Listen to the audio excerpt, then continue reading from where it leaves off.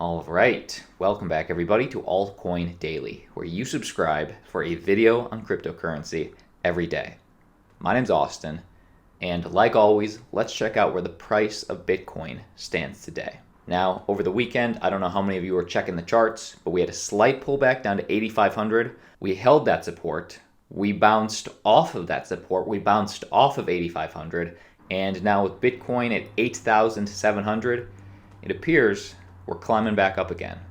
So it's not much, and this weekly candle is the slightest. I mean, it's hardly a candle yet, but it is red at the moment. But this is slight bullish action to me. Let's go to the day chart, and on the day chart, it does appear that right now we're at 8,700, and we are continuing to climb. Wait a minute. Whoa. I'm receiving some text updates at the moment saying that we're dropping. Whoa. Wait a sec.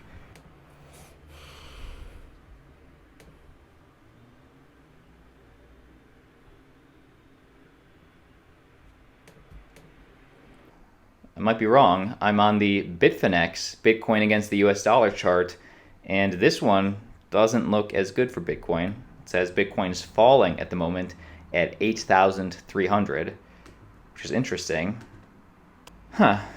Which is interesting. I'm not sure why these charts are so off. Let me...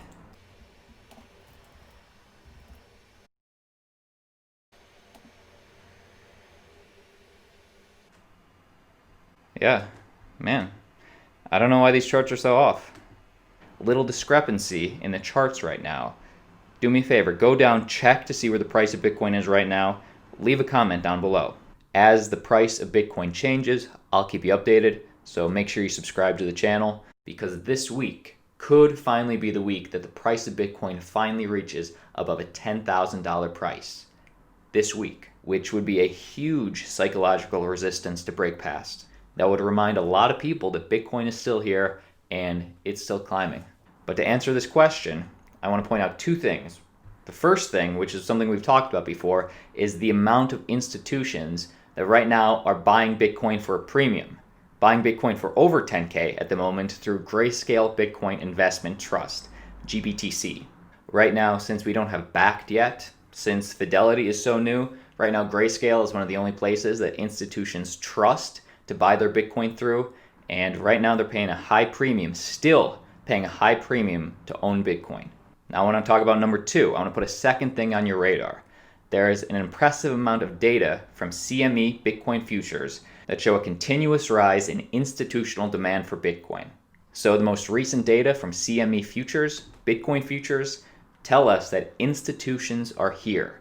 CME Bitcoin futures volume hits new record high. Open interest on the CME Bitcoin futures has reached an all-time high in preparation for the largest ever CME Bitcoin futures expiration date on Monday. That's today. A lot of Bitcoin CME futures expired today, and that was talked about on how that would trigger the price. What would happen? But what I want to highlight is the amount of institutions that are trading these Bitcoin futures right now. CME's data sheet for May 28th, 2019, so a few days ago, shows total open interest on its Bitcoin futures contract at a record number of 5,190. And this represents an increase of about 7% from the figures published the week before, on May 21st, 2019, as well as the new all-time high as far as open interest is concerned.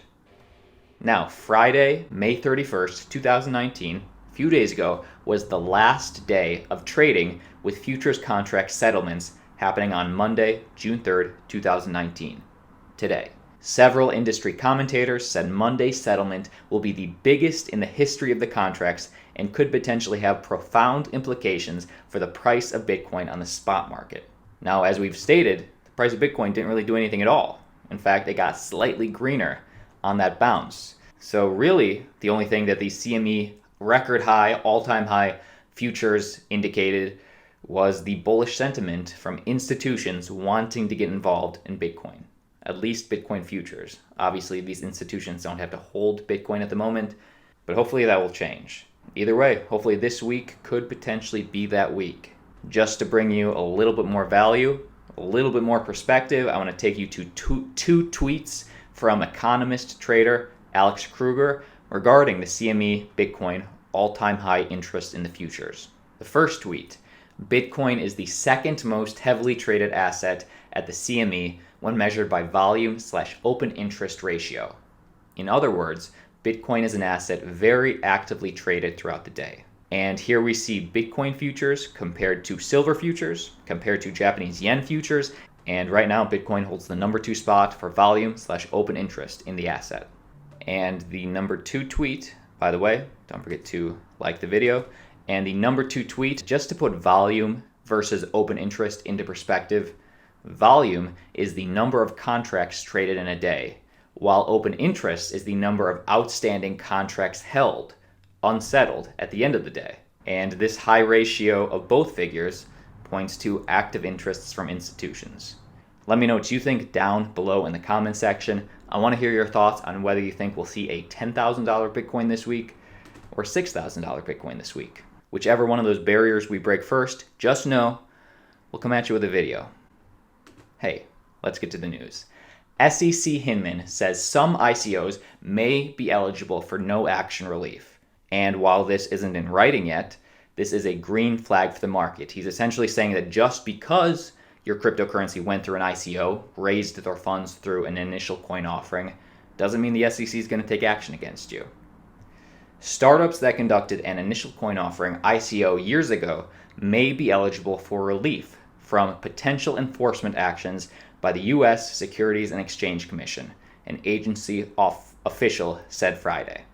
And this is nice to hear because for the last year and a half, the SEC, the regulator, has been filing cases against projects that raised money by selling tokens without registering them as a security. But now, this sentiment is starting to change. In his opening remarks at the agency's FinTech Forum in Washington, D.C., SEC Director of Corporate Finance William Hinman said that cryptocurrencies are capable of shifting from being a potential security to very clearly not being one. Digital assets may evolve into an instrument that no longer needs to be regulated as such, he said. So really, what he's insinuating is that some ICOs that may be considered securities when they were launched, they don't have to be considered securities now.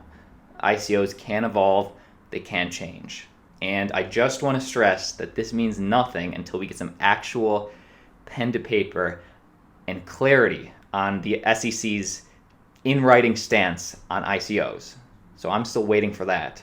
But there is precedent. There is precedent because one such example he cited was Turnkey Jets, which has already happened, and Turnkey Jets, which secured, they've done this, they've secured a no-action letter earlier this year, reassuring the firm that the SEC staff would not recommend enforcement against action. So Turnkey Jets, they have a token, and the SEC said that it's fine. It's an ICO that's not a security. Now, me personally, I don't really care about Turnkey Jets. I don't really even know what that is. But the point is, there is precedent being set. I'll keep you updated. Now, Yost had their major announcement at Washington, D.C. B1 over the weekend. Now that the crypto community has had a few days to kind of let this settle, kind of flesh out exactly what this means for you, I want to talk about what this announcement was. Multi-billion-dollar crypto team launching a new social media platform on Yost. Block One is launching a new social media network called Voice. The platform will be built on Yost, a public blockchain, stripping away corporate controls. So the problem that Voice is solving, how they're going to be different than Facebook, different than Twitter, different than Instagram, is that the development team says that content creation will be fully transparent, and the new social network will avoid the types of pitfalls that have made users and government officials wary of Facebook. According to the official statement, according to the official announcement, Voice is a more transparent social media platform for the world, where the value of good content gets circulated right back to you into sustaining the community and not into the corporate bottom line. CEO Brendan Bloomer goes on to say that Voice will flip the Facebook model, prioritizing people over profits. Now, in my opinion, this is something it's definitely needed in the world because we definitely have a problem with the amount of privacy that Facebook and Google take from us. And we talk about killer dApps all the time in terms of nobody used the internet until we had killer applications like email, like a web browser, which ushered in the adoption of the internet. Now we're still waiting on that killer dApp to usher in the adoption of crypto.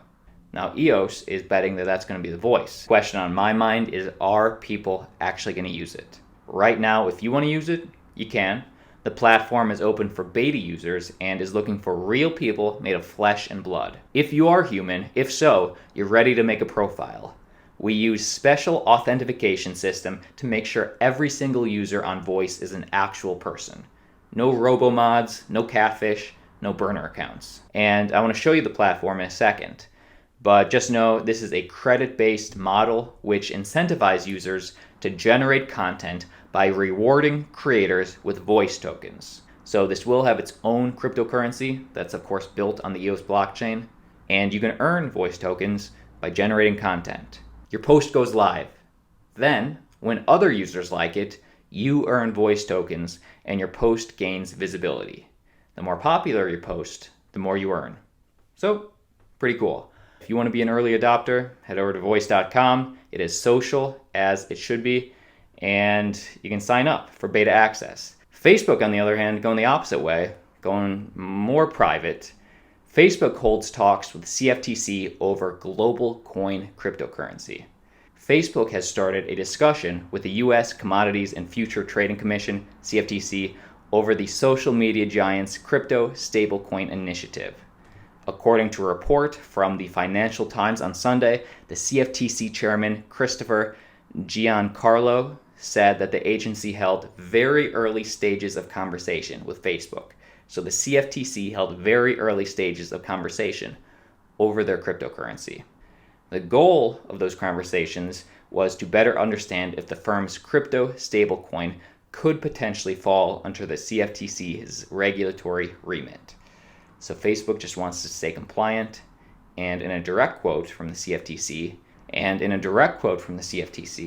we're very interested in understanding it better. We can only act on an application, and we don't have anything in front of us. So to be clear, the CFTC added that it's too soon to tell whether Facebook falls under CFTC compliance or not, and the talks are still early, but Facebook's making a play. Either way, that was the video for today. Make sure you hit the like button, subscribe to the channel, and I'll see you tomorrow. I will see you tomorrow.